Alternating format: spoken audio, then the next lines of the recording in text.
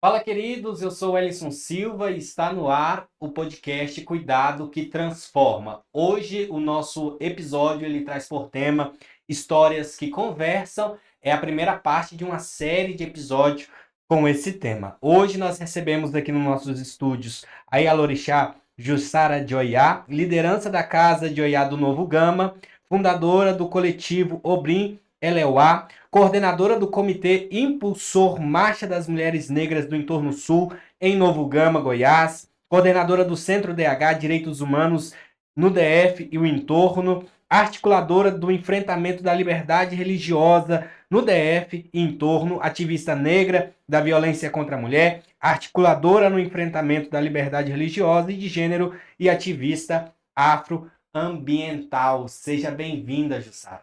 Obrigada. Boa Seja noite. Boa noite, muito obrigado por receber o nosso convite, por atender o nosso convite.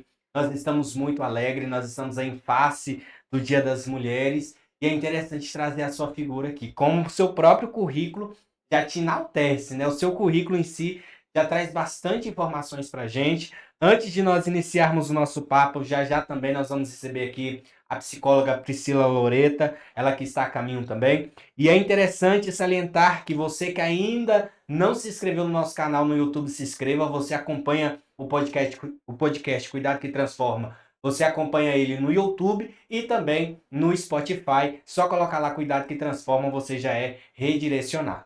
Tá bom? Lembrando a todos também, você que deseja ser patrocinador do podcast Cuidado que Transforma, é só entrar em contato conosco e vamos estar passando para vocês as nossas chave Pix para você participar conosco, ser um patrocinador do nosso programa. Eu quero começar o nosso bate-papo conhecendo melhor. Nada melhor do que saber quem é Jussara de Oiás, sendo ela mesma se apresentar. É com você a palavra. Boa noite. Sou Jussara de Oiá. A gente trabalha há mais de 20 anos com ativismo. Sou filha de Neuri de Ogunjá, benção mãe, sou da nação Efon. Sou neta de João Dolfano de Choroquê, bisneta de Cristóvão de Ogum, da nação Efon, lá de Loroquê, Pantanal. E hoje a gente está aqui no entorno Novo Gama, onde é a Casa de Oiá. Trabalhamos pelas mulheres, por mulheres e com mulheres. Principalmente em face de todo esse feminicídio que tem acontecido. A gente já trabalha com mulher, por quê? Sou uma mulher, né, preta, de matriz africana, e sempre passei por diversos constrangimentos. Primeiramente por ser mulher, segundo por ser preta, trabalhei numa multinacional e era secretária de diretoria, e sempre conversava com lideranças masculinas por telefone. E um dia, em uma determinada reunião, um dos coordenadores de Curitiba, ao me conhecer, falou: "Você que é a Jussara?" Ele achava que eu era uma outra pessoa. Quem sou eu? Uma mulher preta que desenvolvi um trabalho excelente, mas era preta. E isso é um de N casos, de N coisas que a gente escuta e nem vale a pena lembrar. Eu não gosto de lembrar dessas coisas que me machucam. Enfim, a partir do meu chamado espiritual, que eu comecei a olhar com outros olhos para o racismo, para a misoginia, e o combate à intolerância, ela veio também com o chamado ancestral. Na Casa de Oiá, a gente trabalha muito com mulheres vítimas de violência, mulheres LGBTIs, com crianças vítimas, né, que as mães são vítimas de violência. E a gente trabalha também com as encarceradas, né, na colmeia. Por quê? Porque a gente precisa olhar para quem é excluído.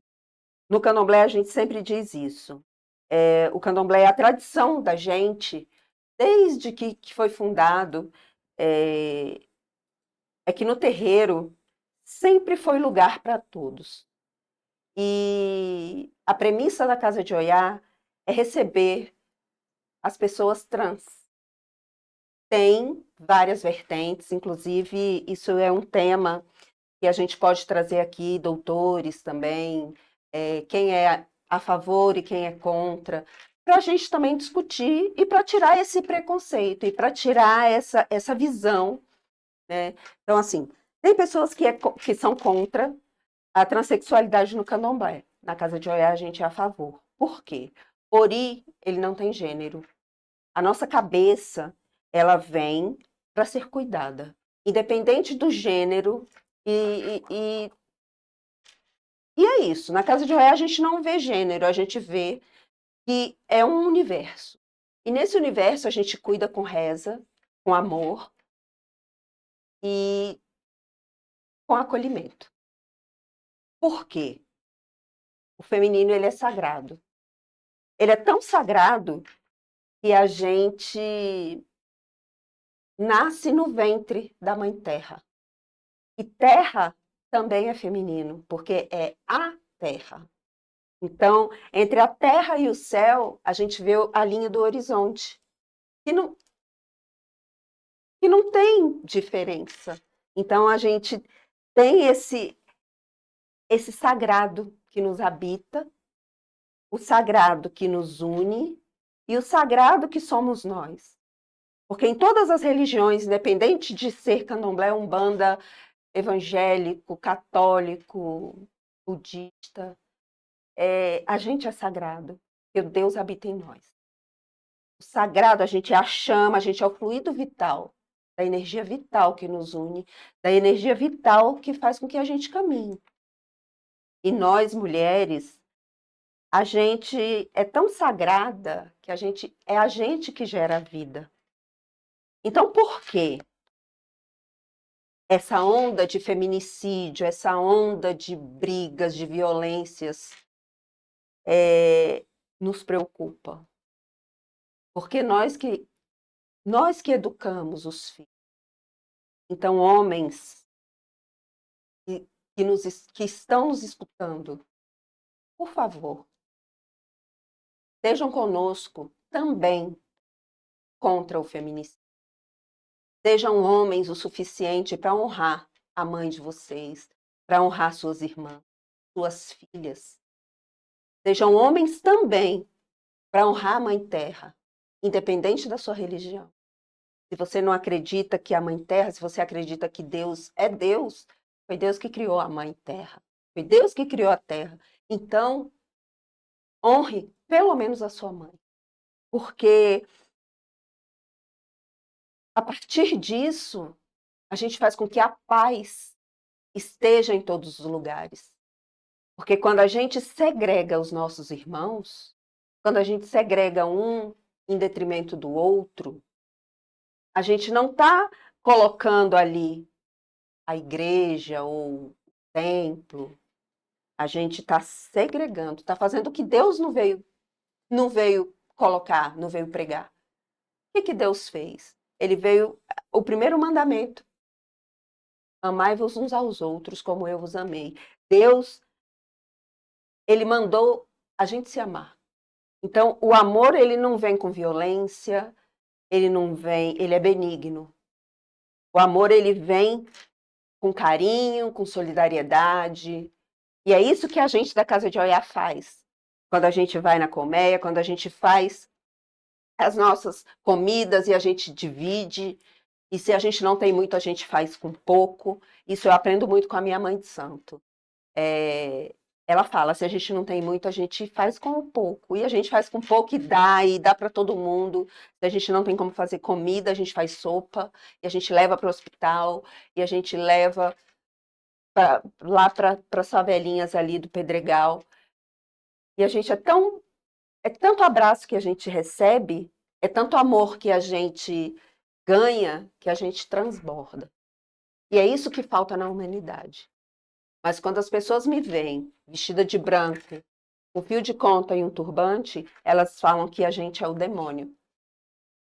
Então a Casa de Oiá ela ainda está sendo formada. A gente tem só um quadradinho lá onde a gente faz as coisas e tal.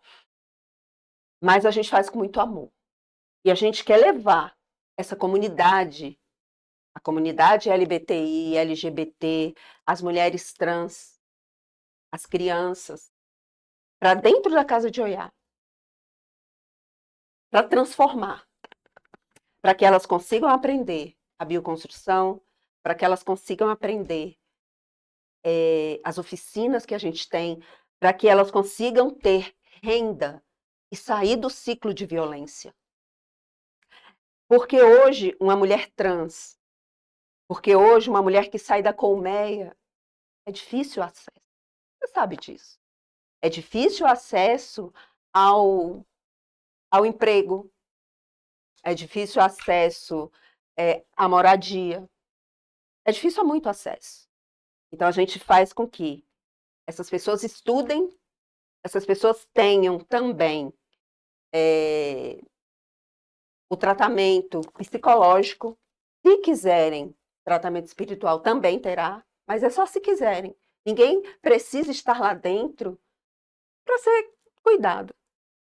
A gente tem e respeita a espiritualidade de cada um. Eu acho interessante quando você traz pra gente a questão do feminino é sagrado. Ontem, ou foi anteontem, eu gravei um vídeo, eu falava justamente sobre essa questão. A mulher quem gera. A mulher, ela tem um poder geracional, como ela também tem um poder de transformar. Observa qual é o papel da mulher em uma sociedade. Um exemplo. Se você é casado com uma mulher e se você acordar de mau humor, um exemplo, um homem acorda de mau humor, não muda o dia. Se o filho acordar de mau humor, não muda o dia.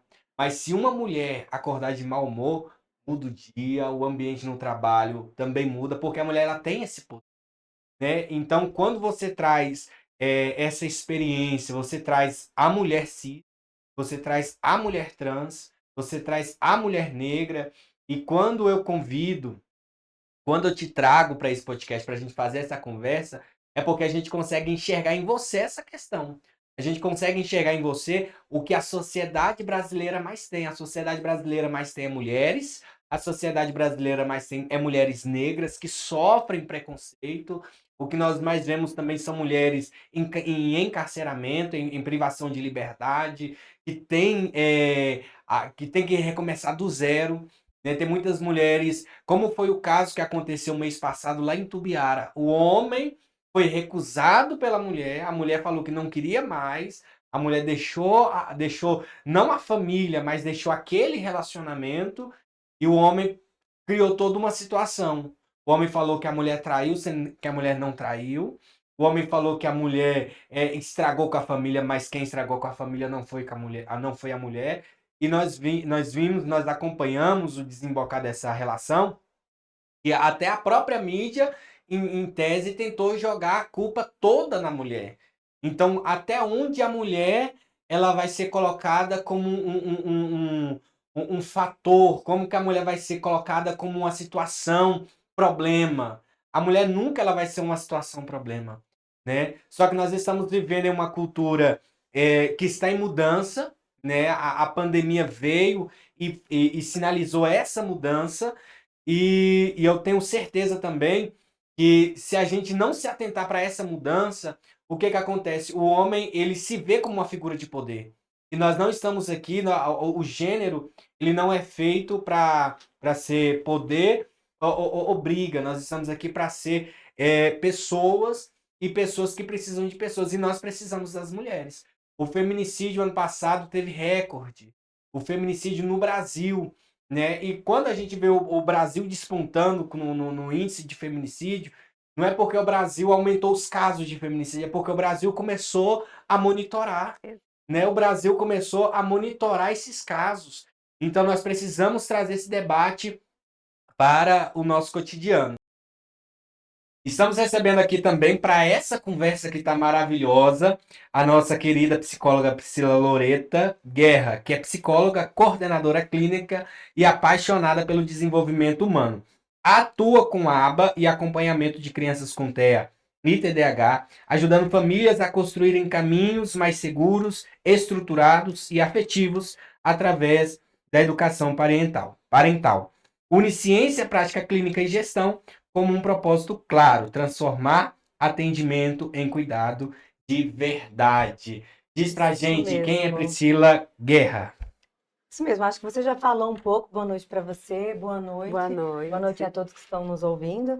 Mas é isso, sou Priscila Loreta, mãe de duas adolescentes lindas, trabalho já há alguns anos, há mais de 20 anos como educadora, né, educadora infantil, e há mais ou menos 3 anos e meio eu resolvi juntar essas minhas duas paixões, a psicologia e a pedagogia, em prol de algo que eu acredito muito, que é a educação e cuidados mentais. Maravilha! Nós ouvimos aqui a Jussara se apresentando e a Jussara falou um pouco do trabalho dela, né? Ela falou um pouco do trabalho dela, o trabalho dela tem sido focado nas mulheres, mulheres em encarceramento, mulheres também no terreiro, mulheres trans, ela trouxe muito essa questão das mulheres trans. E eu quero que você fale um pouquinho, Priscila, a respeito de você como mulher. Quem é a Priscila Loreta? Quais são os desafios que a Priscila Loreta tem enfrentado por ser mulher? A Jussara trouxe para a gente os desafios que ela já enfrentou nessa vida. Ela tem 20 anos de ativismo, né, e ela já enfrentou muita coisa. E nós queremos ouvir um pouquinho de você. Como é ser mulher no Brasil, no século XXI e ainda no ano de 2026? Essa é uma pergunta bem difícil, né, Wellington, para responder para nós mulheres aqui no nosso Brasil. Ser mulher aqui hoje é um desafio em vários aspectos, seja dentro do trabalho, seja no na sociedade, no trabalho. Educar as nossas filhas, como eu te disse, eu tenho duas filhas, então educar essas meninas hoje também é um desafio enorme. Desafio que eu já enfrentei e enfrento até hoje, um deles sou casada com uma mulher, defendo a bandeira LGBT, né? Então, isso Uhul. daí é muito difícil dentro da nossa classe. Nós temos preconceito e também já enfrentei preconceito dentro do trabalho. Eu tive duas gestações né, no meu primeiro relacionamento. Entre uma e a outra gestação foram um intervalo de 1 ano e pouquinho.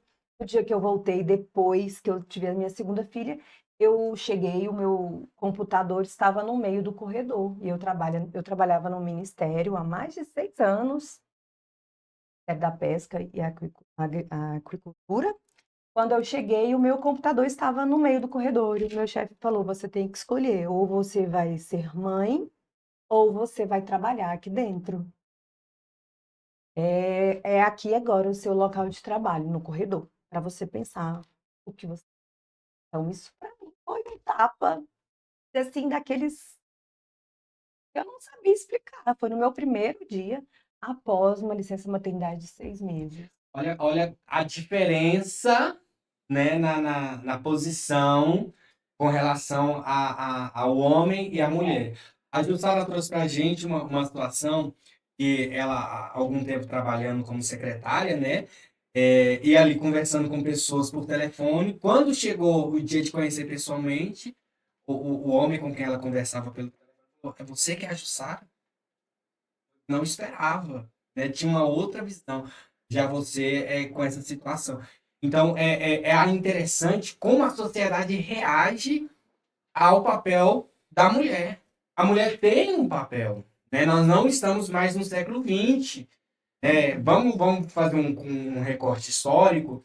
No século XX, a realidade era outra, né? As mulheres não tinham voz, as mulheres ficavam em casa, as mulheres não podiam trabalhar, não tinham direito a voto, né? Carteira de Ele não tinha motorista, né? dinheiro a carteira, dependia sempre dos homens. Nós estamos em século XXI. A pandemia veio para marcar essa transição, né? Você observa que a mulher, a cada ano que passa, ela vai assumindo o seu lugar de fala, vai assumindo o seu lugar que é de direito. Ninguém é superior a ninguém. A Jussara trouxe essa colocação, entre o céu e a terra, ninguém é melhor que ninguém. Ninguém é melhor que ninguém. Então, quando a gente entra nesse assunto, tem muitas pessoas, nós estamos vivendo essa mudança geracional, nós vemos muito discurso hoje, Sara, sobre aquela questão da normatização das coisas. Vamos normatizar. É normal você ver um grupo de homens precisando ir para a natureza para se reconectar. Ele quer reconectar com a natureza, que o nome já denota que é feminino. O homem quer, já denota, tá? Quero ir para a montanha. Montanha, quando a gente fala montanha, o nome já denota.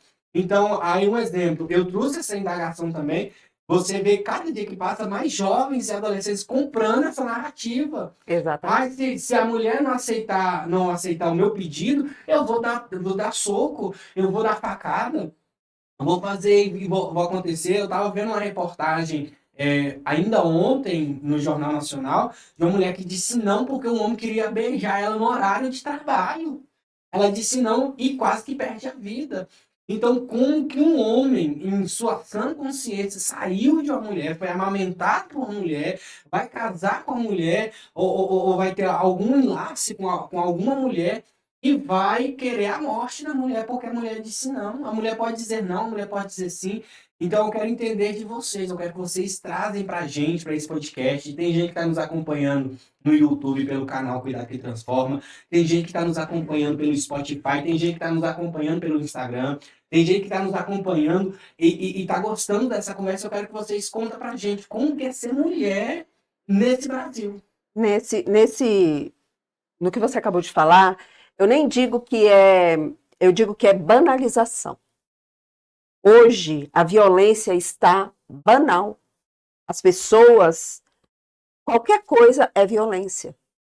Mas a doutora, que é psicóloga, eu sou psicanalista. Então, assim, além de mãe de santo, eu sou psicanalista, porque a gente precisa estudar a mente. Porque muita gente, como você disse, que vai e foge para as montanhas, muita gente precisa só de uma palavra. Muita gente precisa só de um acolhimento. Um terreiro, ele é um terreiro de práticas ancestrais, mas ele também precisa ser um refúgio, como ele já foi há anos atrás, há tempos atrás, como ele já foi lá na senzala.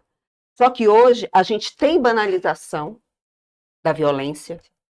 Hoje a gente tem uma sociedade patriarcal, que o homem sempre é majoritário, o homem sempre grita, o homem ele não aceita que a mulher seja melhor que ele não aceita não, ele não aceita que a mulher ganhe mais, e ele subjuga a mulher de uma forma que ela se sinta mal. Quando ele não consegue minar o psicológico, que é a violência psicológica, ele vai lá e mata. Ele vai lá e machuca. Então ele vai machucando, porque o feminicídio ele não começa na facada. O feminicídio ele começa lá atrás, no você não pode. Mas ele não me bateu. Você não pode essa roupa, mas ele não me bateu. Você não pode conversar com essa amiga, mas ele não me bateu. Me afasta, né, do ciclo social. Exatamente. E aí é a banalização da violência. Agora, a gente que é mãe, a gente precisa mostrar para as nossas filhas que elas são mulheres e que elas podem ser o que elas quiserem, e mostrar para os nossos filhos o respeito às outras pessoas. O meu direito começa quando termina o seu. Além do mais, doutora, eu quero falar o seguinte: nós precisamos começar a educar as nossas filhas exatamente aí. Para que elas entendam essas pequenas falas, para que elas vejam nas entrelinhas. Eu faço um trabalho, estou até afastada, mas estava fazendo recentemente um trabalho com o grupo Laços Brancos, que acolhe mulheres e meninas vítimas de Violência. violência doméstica, aqui no DF, acho que a senhora deve conhecer, Conheço. que são nas delegacias. E elas não reconhecem quando o marido diz assim, como a senhora disse, essa roupa não tá legal, você não vai sair com essa pessoa. Então elas entendem que, não, ele estava sendo muito cuidadoso Cuidado. comigo, ele estava querendo me alertar sobre a pessoa. Então ela não entende que esses são os primeiros sinais de um relacionamento tóxico, onde o homem está mostrando ali que quem manda é ele. Se você não realizar o seu desejo, é a partir dali que vai começar todo esse ciclo. Nós chamamos um ciclo de lua de mel, De né? lua de mel. Começa aí. Então, nós temos que Exatamente. começar a educar as nossas meninas para entender isso. Esse é o nosso papel como mulher também. Exatamente, é o nosso lugar de fala. Esse é o nosso E é papel. esse é o lugar da casa de Oiá. Por que a gente chama casa de Oiá? É a casa da deusa, é a casa da mulher. E lá, nenhuma mulher sai sem ser acolhida. Nenhuma. Se você não quiser uma prática tradicional, ancestral, você tem um diálogo. Tem uma conversa. A gente trata o ser humano como ser humano. Interessante vocês trazerem para a gente essa questão da violência. E quando o começo, quando a psicóloga traz, a psicanalista traz essa questão do educar, essa questão de identificar, é como a senhora bem colocou. Não é o tapa. A violência não começa, não é no tapa. Né? Tem muitas mulheres que às vezes elas trazem uma carência e às vezes nem traz essa carência, às vezes romantiza, tem aquela visão. Eu costumo dizer que nós estamos passando por uma mudança de cultura. A cultura anterior a essa que nós estamos entrando agora traz aquela ideia romântica do amor. Ai, a minha alma gêmea. Gente, o cantor que cantou a música Alma Gêmea casou quase 20 vezes. Então você já vê que é uma ideia já ultrapassada. Tem gente que fala assim, é metade da minha laranja. Não.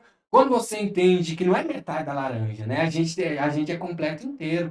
Só que tem mulheres que ainda trazem essa visão romantizada. Nós estamos no século XXI, mas essa visão é a visão de antigamente. Aquela visão que eu vou te trazer flores. É aquela questão do cuidado. Aí tá olhando pra roupa, ele tá cuidando. Não é cuidado. Né? Você não vai sair com essa roupa. Pelo contrário, o homem ele tem que exaltar a beleza da mulher. A mulher ela tem que se sentir valorizada. Quem não gosta de ser valorizado? Sim. Né? E como vocês bem pontuaram, essa questão do ciclo da violência. Porque começa bem sutil. É algo bem sutil. Aí eu te conheci aqui, aí daqui a pouco essa roupa não tá legal. Aí daqui a Me dá a pouco senha do seu me dá celular. senha. Daqui a pouco, eu não gosto de ir na casa da sua mãe. Inclusive, a senha do celular, isso tem acontecido com os adolescentes. Exatamente. Tá vindo, né? Já está vindo. Me dá a senha do seu celular, deixa eu olhar seu celular, deixa eu ver suas fotos, ver com quem você está falando. Isso já tem acontecido, por isso acontece cada vez mais cedo o feminicídio, os ataques aos jovens. É como a gente fala, os jovens, a cada ano que vai passando, a cada mês que vai passando, parece que é mais cedo, vai comprando esse discurso. Exatamente. Mais cedo vai comprando esse discurso. E o que está errado? Aonde está o erro aí? Porque a mulher só acrescenta. É como a gente sempre fala, a mulher não existe vida, Jussara. Mulher.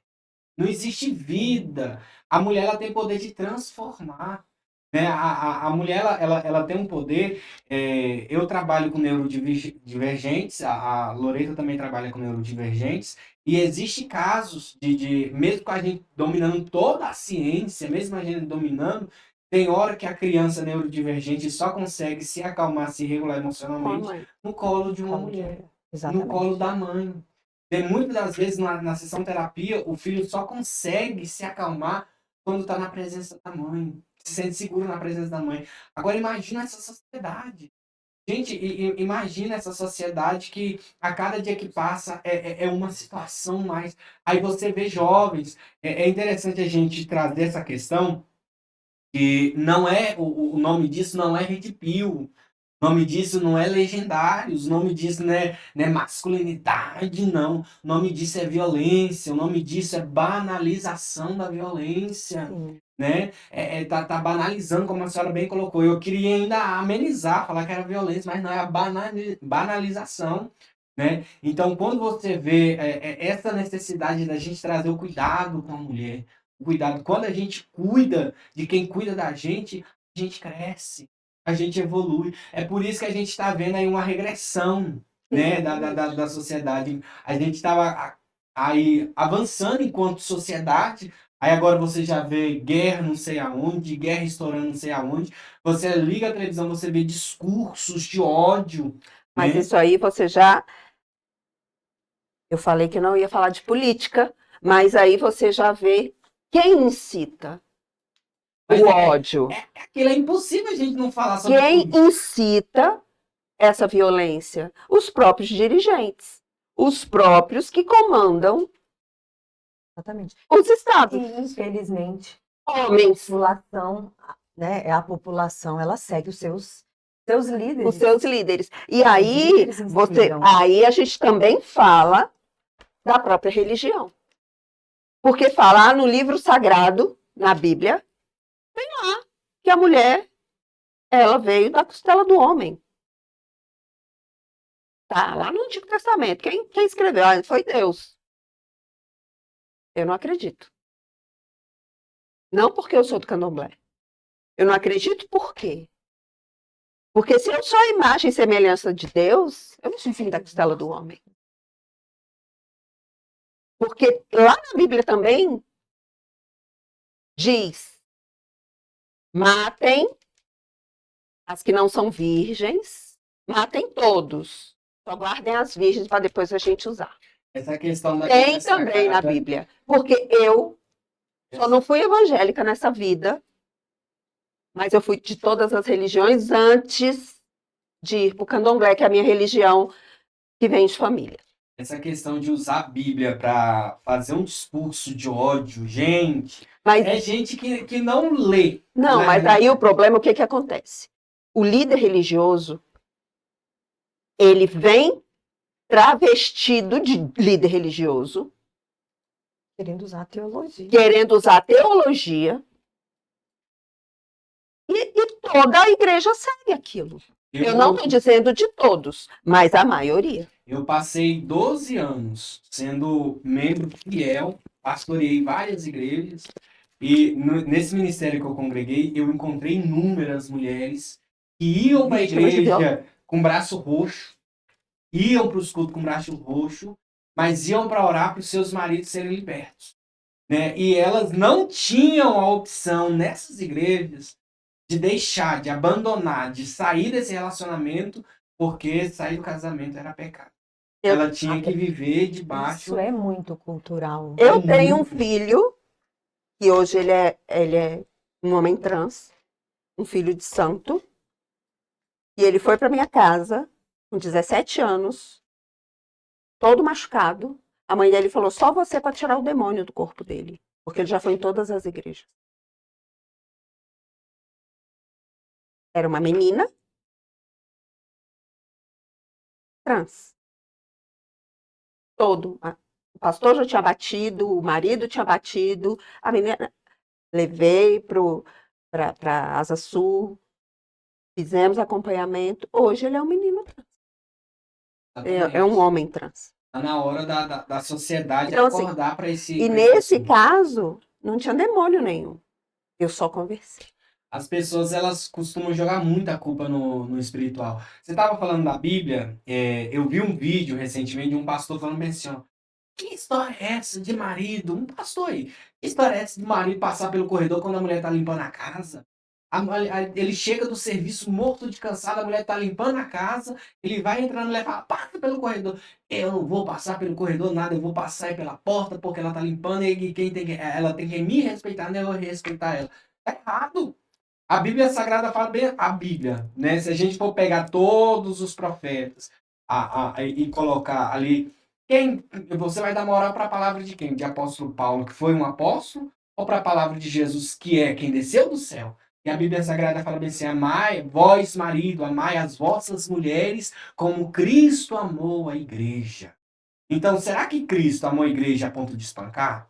A ponto um exemplo, tem pastor que foi gravado batendo na esposa dentro do elevador e depois teve a pachorra de gravar um vídeo constrangendo a mulher para a mulher falar, é porque ele teve um momento. Tava Ele com Satanás. teve um momento. E a igreja E passa a a mão na culpa de quem? cabeça. A culpa da É mulher. da mulher. A culpa sempre recai na mulher. Eu já presenciei pastores que já falaram bem assim que a mulher não pode nem abrir a boca dentro da igreja. Então, são esses discursos, e é interessante, não é que a gente estamos aqui para falar, para fazer política, mas precisamos falar de política, porque sem política não tem como eu defender vida. Não Uhum. tem como eu defender vida. E você observa o perfil de quem prolifera esses discursos. Porque, veja bem, uma criança, ela é fruto do meio.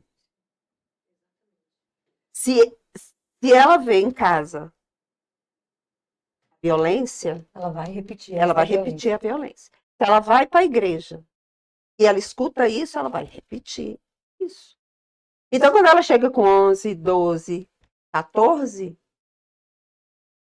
Ela vai estar achando que isso é normal. que isso é normal. Eu, no meu primeiro casamento, quando eu fui me separar, eu cheguei pro meu pai e falei que eu estava me separando e ele disse, mas por que você vai separar? Felicidade de mulher quando casa é filho. Você está procurando uma felicidade errada. Então, quando eu ouvi isso do meu próprio pai, sendo que eu venho de um contexto tóxico, onde a minha mãe apanhou, meu pai bêbado, minha mãe submissa, 4 filhas. Você percebe que o meu pai queria que eu fosse exatamente igual à minha mãe? Exatamente. Só que é aí, eu acho que entra o nosso papel, né, de mulheres, para transformar isso. Ensinar para essas crianças que não é porque é dentro de casa que o pai faz que nós temos que aceitar qualquer pessoa entrar dentro da nossa vida, porque nós vamos repetir ciclo. Se eu, naquele momento, não quebro um ciclo, eu ia repetir o ciclo da minha mãe. Exatamente. E eu não permito que eu, como mulher, passe por isso, e eu não iria permitir que as minhas filhas vivessem o que eu vivi. Então, Exatamente. naquele momento, eu preferi encerrar um casamento de mais de 10 anos com 2 filhas pequenas e acreditar em mim como mulher, que eu iria dar conta de cuidar de 2 crianças e passar para elas que elas são meninas, quando elas disserem não, é não, Não. e que o homem precisa entender isso desde o primeiro momento. E ensinar as minhas filhas é o que eu ensino desde sempre, são os traços tóxicos. Eu acho que nós temos que começar daí. O nosso papel como mãe e mulheres que cuidam e que transformam começa daí. É ensinar que um homem na vida de uma mulher, ele tem alguns papéis. O prover, não é prover financeiramente, mas o estar disponível para prover quando ela precisa. É o respeito, é entender que ela é uma mulher, que tem um direito, que ela tem deveres, que ela também tem obrigação, mas acima de tudo, ela tem desejos. Exatamente. Ela quer ir e vir como qualquer outro homem, que todos os homens têm direito de ir e vir. O homem pode andar nu na rua, que ninguém nem vai tocar e vai falar nada, nem que é santo ou que não é. Mas se uma mulher anda na rua, Ela é. alguma coisa, ela vai ser apedrejada, ela vai ser xingada. Então, esse é o nosso papel, é ensinar que o homem tem que ter respeito, o homem tem que prover, o homem tem que amar. Mas o amar como ele ama a mãe dele. Eu sei que é um amor diferente, esse amor romântico. E, inclusive, eu não acredito muito nesse amor romântico. E esse amor romântico, ele vem de livros, vem de Disney, vem de uma... Né? Esse amor romântico, ele não existe. Ele existe o cuidado, ele existe o carinho, ele existe o dia a dia, o afeto do dia a dia. Mas esse amor romântico, que um relacionamento vai todos os dias levar flores, e que todos os dias eu vou acordar com um sorriso maravilhoso. Isso não existe. O dia a dia, ele é muito maçante, o dia a dia é muito difícil. Temos que ensinar as nossas meninas exatamente isso. né, que nem tudo são flores, e que elas são mulheres de direitos e de deveres e de também desejos, como Exatamente. todos os outros, para que não possamos botar no mundo esse bando de homem que acha que mulher é Capacho. capacho e que mulher é um objeto. E engraçado que quem bota esses homens no mundo são as mulheres. Aí a gente também tem que pensar, por que que nós mulheres estamos botando esses homens no mundo? Homens que acham que são donos das mulheres e que a mulher é um objeto. Que, igual essa trend, se a mulher dizer, não, eu já estou treinando, vou bater, vou, não sei o quê, sabe? Esse homem, ele não tem uma mãe? Ó, Você já parou para pensar? é isso que não encaixa na minha cabeça. Olha, presta atenção no que aconteceu mês passado, no início de fevereiro, se não me engano, quando teve aquelas enchentes lá Minas. em Minas Gerais. Teve uma cidade que uma mulher, uma mulher morreu para que o filho escapasse. Quando ela foi achada abraçada com o filho, né, o filho vivo, mas ela morta. Então, você não vê, Jussara, é muito raro você encontrar uma notícia de homem que dá vida pelos seus filhos. Você não vê. Você vê homem falando assim, olha, segura esse choro. Homem não chora. Homem não chora.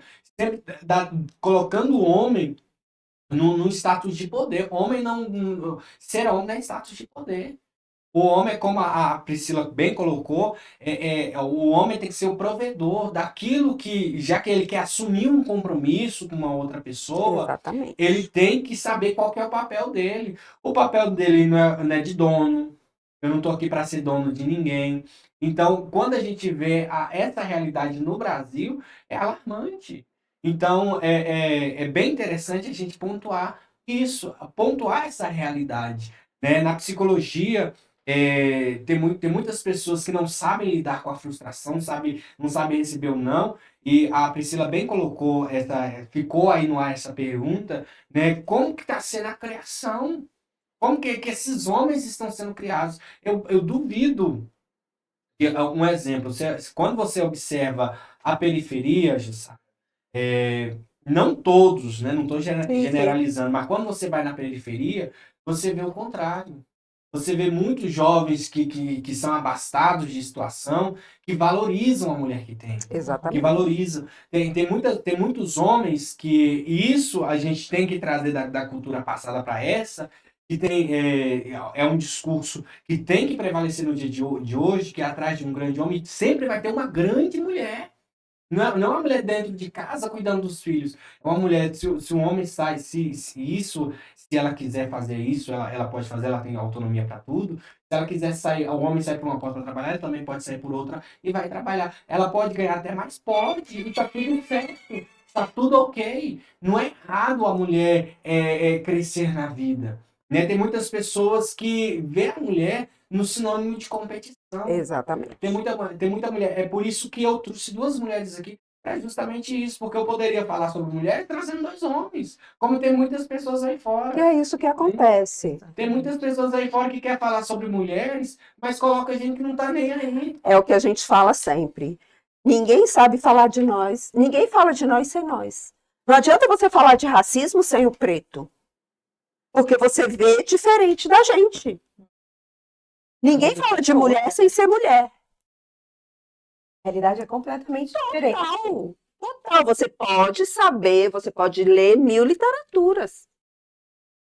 Só quem realmente sabe Só que vive. é quem vive. Então, assim, a gente é sobretudo, mulher negra e de periferia. Então, a gente tem um terreiro e a gente tem ali um espaço de acolhimento e que quer levar esse povo periférico, inclusive os homens, a serem homens de verdade, que respeitem as mulheres, as meninas, porque vocês cuidam dos filhos divergentes, neurodivergentes, e a gente cuida das mães atípicas, porque quem cuida de quem cuida? Exatamente. Porque aí elas se sobrecarregam, porque o pai, tem pai que não tá nem aí. É frescura desse menino, Não. é sem limite. Vocês Ah, sabem disso. Um parêntese, complementando a senhora, no Brasil, mais de 80% dos homens, quando têm um filho neurodivergente, eles saem de casa. Então, 90% das pessoas que levam essas crianças neurodivergentes até as nossas clínicas são mulheres. São as mulheres que estão lá. Se Solo. você vê um homem lá, mãe solo, exatamente. Se você vê um homem lá, que sorte dessa mulher. Que sorte dessa mulher, que sorte dessa criança que tem um companheiro. Exatamente. E isso é raro. A gente vê isso. A gente recebe mães que falam, eu tô exausta. Como é que Mães nós com vamos criar? depressão, Sim. mães querendo suicídio, mães com... E com filho ali carregando. Muitas vezes mais de um. Mas, DF, exatamente. No DF, no início do ano passado, não sei, eu acredito que você está acompanhando essa notícia, teve uma mãe que se matou e matou os filhos por conta disso. Eles que eram neurodivergentes. Justamente por isso. É interessante você trazer esse dado, que é outro ponto que a gente tem que falar, é que por que matar a mulher? Porque quem sai de casa, quem abandona a casa é o homem. É um O homem. homem, porque ele não dá conta da sobrecarga. Aí o que que acontece? Aí chega, a mulher vai e refaz a vida, tenta, ele vai lá e mata a mulher. Eu acredito que nesses casos onde as mães são mães atípicas, elas nem conseguem. É uma carga tão difícil, Exato. tão pesada. E Exato. qual é o homem, se o pai daquela criança não deu conta, qual é o homem que vai dar conta de estar do lado desta mulher? O homem ele não dá conta dessa carga. O homem, eu acho que historicamente ele não foi produzido para dar conta de afazeres do lar, afazeres de casa. Ele foi produzido para ser servido. Ele foi produzido para ser servido. Ele não foi produzido para servir. Então, hoje em dia, quando um homem está dentro de casa e ajuda a mulher nos afazeres domésticos, com as crianças, as pessoas até falam: Nossa, você tem um marido de sorte. Sorte por quê? Pois é, Porque todos somos iguais, meus todo mundo filhos- deveria meus filhos foram ajudar um ao criados. outro. Exatamente, meus filhos foram criados lavando banheiro, fazendo comida, lavando louça. Tem muita mulher que fala: Filho meu não lava um O meu banheiro, lava. não lava uma louça. O meu lava, por quê? Para casar com um filho meu, tem que, no mínimo, lavar um banheiro. Deixar o meu filho livre. Exatamente. E isso é arraigado Cultural. da sociedade patriarcal. E cabe a nós, não é, doutor? E, Mulheres, nós temos que educar as nossas filhas exatamente para isso. mas aí tá lá, na Bíblia. Tá, mas aí eu acredito que qual é a parte da Bíblia? A que Deus, a que Jesus desceu e escreveu, ou a que o homem traduziu? Mas Deus escreveu o quê? Se ele é onipresente. Ele escreveu, porém o homem traduziu. Quando o homem traduz ao seu modo, Exatamente. não trai. Deus colocou lá. Nós temos os 10 mandamentos, Sim. né? Não cobiçares Não cobiçar a mulher do próximo, né? Quando Deus disse isso, eu acredito que isso daí foi Deus. E as outras interpretações que o homem tira desta conclusão? E tem várias interpretações. Sim, mas na Bíblia mesmo lá tem um monte de gente lá Um monte de gente que fica fala. com todo mundo. Exatamente. Nós estamos no podcast Cuidado que Transforma. Você nos acompanha pelo canal no YouTube Cuidado que Transforma e também pelo Spotify. Eu estou aqui com a belíssima Jussara e também com a psicóloga comportamental, Aba, a nossa querida Priscila Loreta. Você que ainda não assinou, não curtiu nosso canal, não seguiu, já faz lá, já se inscreve no nosso canal, já nos siga no Instagram. Eu tenho certeza que você vai ser enriquecido com esse banho de conhecimento. Eu sei que o assunto tá bom, o assunto tá gostoso, mas você que queira que o nosso podcast continue no ar, faça sua doação, nos patrocine, nos ajude a manter o nosso podcast no ar. E é interessante a gente trazer esse assunto para esse debate. O assunto ele precisa ser debatido, né? Nós já vamos caminhando aqui para o finalzinho. É um assunto que rende pano para manga. E eu quero, Jussara, que você deixe qual é o seu conselho para as mulheres que sofrem violência, porque no Brasil A cada 10 mulheres que sofrem violência, 6 não denunciam. Apenas 4 que denunciam. E por incrível que pareça, no Brasil, a cada dia, se eu não me engano, 4 mulheres que morrem. Então, se essa estatística, se a cada 10 mulheres, 4 só que denunciam, então as 4 que denunciam são as 4 que praticamente morrem. Sim. Então, tem alguma coisa. Até porque ela coloca medida protetiva, muitos nem aceitam. Tá difícil, né? Tá difícil. Eu só vou responder a moça que perguntou no Instagram. Como a gente acolhe a população LGBT, LGBTI, entre em contato comigo no Instagram. A gente faz roda de conversa. Na Cidade Ocidental, a gente faz roda de conversa no Mossoró. Pode ser também no Lago Jacó, dependendo de quantas pessoas. No Novo Gama, a gente faz também roda de conversa. No Valparaíso, a gente ainda não tem a quantidade de pessoas. Mas a gente faz roda de conversa semanalmente, tá? Excelente, excelente. E caminhando para o final, eu quero que a senhora deixe aí qual é o seu conselho para as mulheres que acompanharam o nosso episódio, ficaram ali atentas, acompanharam essa informação. Quero que a senhora deixe para elas qual é o seu conselho para elas. Meu conselho para a mulher, para as mulheres, para nós, todas, é que a gente, lugar de mulher onde ela quiser. Que a gente olhe para frente, por mais que seja doloroso. Mas que você acha que não possa sair, procure ajuda. Levante sua cabeça. Tenha fé. Deus, ele está em qualquer lugar, inclusive dentro de você. Levante, procure ajuda. E você vai conseguir. Fácil não é. Mas siga. Por você, por você, por você. Porque ninguém na vida é mais importante. Excelente! E qual que é o seu conselho, Priscila Loreta? Então, eu até escrevi porque é algo muito forte. Eu quero deixar um recado assim. É uma mensagem um pouco enigmática, mas é assim, confie na sua própria voz. As mulheres, elas têm que aprender a confiar no instinto delas, na própria voz, né? E durante muito tempo isso foi histórico, que as mulheres foram ensinadas a duvidar de si e a se calar diante de tudo, né? E minimizar todo o sofrimento. É mimimi, é você que é isso, você que é aquilo.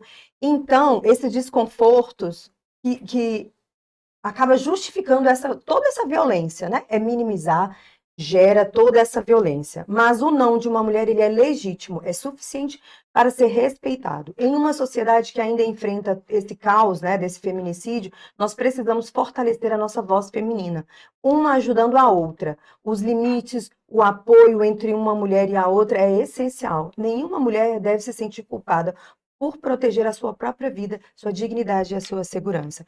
Esse é o conselho que eu deixo para todas as mulheres. Elas não podem minimizar esse cuidado transvestido de amor, essa toxicidade transvestida de amor, ela é falsa. Não acredite nisso, porque isso vai gerar uma violência mais à frente e você pode virar, sim, uma estatística. É isso. Pessoal, não é Red Pill, não é legendário e nem é masculinidade. É violência, é banalização e é crime.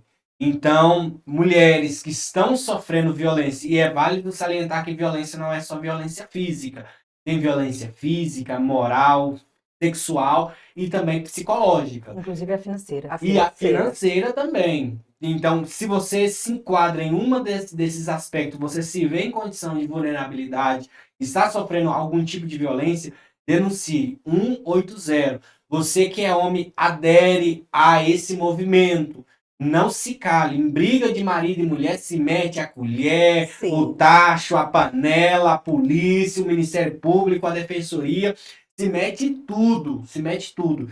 Então, se você está sofrendo violência, se você está em condição de sofrendo violência, está em vulnerabilidade, ou conhece alguém, não deixe virar estatística. Denuncie e o número é 180, tá bom? Esse é o podcast Cuidado que Transforma. Nós voltamos daqui a pouquinho com mais um episódio, com a parte 2 do episódio Histórias que Conversam. Eu recebi aqui a nossa querida Jussara Joiá, recebi aqui a psicóloga Priscila Loreta. Você que deseja nos patrocinar, quer que esse podcast continue no ar, entre em contato com a gente, patrocine este podcast. Eu tenho certeza que você vai ter muito a ganhar. Jussara Joiá, quais são suas redes sociais? A Casa de Oiá é a nossa rede, a rede do nosso terreiro. E Jussara.Moraes, que é o meu. E lá vocês sigam lá, que a gente está... Todos os dias a gente posta alguma coisinha que a gente corre. É a gira de Jussara. Excelente. E as suas redes sociais, doutora? Então, meu Instagram é eupsi.priscilaloreta.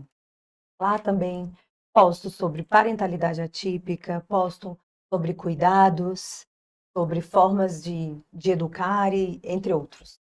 Excelente. A minha rede social é @cqt.off. Lembrando a todos vocês que eu quero aqui agradecer as pessoas que já estão nos patrocinando. Eu quero agradecer aqui o Alexandre Abi, a Mercedes Ferreira. Eu quero agradecer aqui a nossa querida Vânia Lopes. Eu também quero agradecer aqui o Charles Castro, que é o nosso designer, né? Tá aí cuidando nos bastidores. Eu quero agradecer o pessoal da área Cowork também, que está com esse espaço maravilhoso. Eu quero agradecer a Priscila por ter vindo, a Jussara por ter vindo. Eu quero agradecer o Rodrigo de Freitas, que tem me apoiado sempre. Eu quero agradecer a Auri Santos, que está nos acompanhando, a Grace Campos, que mandou aí também a sua dúvida. Nós tivemos também mais uma pergunta.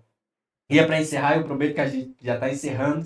Essa pergunta vai para você, já que a Jussara respondeu a pergunta da Grace. Essa questão sobre o tratamento com as mulheres, como se deve tratar, como se deve portar com as mulheres, é algo que deve ser trabalhado também, você acha que nos ensinos fundamentais médio? Com toda certeza. Isso tem que ser trabalhado desde a educação básica. É uma forma de começar a educar essas crianças da forma correta. Quando eu estava dentro de sala de aula, os meus aluninhos lá de 2, 3 anos de idade, eles já empurravam a menina, puxava cabelo, eu abaixava e dizia: meu amor, os meninos protegem as meninas, os meninos não batem nas meninas. Meninos que batem nas meninas, eles são deselegantes. Porque essa era a forma que eu tinha que falar com uma criança de 2 anos de idade. Se isso já é ensinado desde a educação básica e perpetuar na educação, no ensino fundamental, no ensino médio, nós vamos ter uma grande transformação. Exatamente. Porque a menina vai começar a reconhecer que o que está dentro de casa está completamente errado. Exatamente. E vai começar a fazer um movimento contrário. Se a gente deixar e botar debaixo do tapete, vai continuar da mesma forma que estamos Exatamente. hoje, morrendo 4 mulheres a cada hora. Cada dia. A cada dia. dia. Cada dia. 4 mulheres, não é brincadeira. Não, é muita coisa. Não é brincadeira. É muita gente morrendo, é muita mulheres morrendo. Então, é isso. Nós chegamos ao término de mais um episódio Cuidado que Transforma. Esse episódio, nós tivemos a Histórias que Conversa. Essa é a primeira parte, vai vir a segunda parte. Eu tenho certeza que tudo vai dar certo. Muito obrigado, você que está aí nos acompanhou até aqui. Se inscreva no nosso canal, no canal Cuidado que Transforma no YouTube, nos siga lá no Spotify e também no Instagram, no @cqt.off, e também patrocine o nosso podcast, tá bom? Até o próximo encontro. Foi o Elson Silva na voz e tchau, tchau.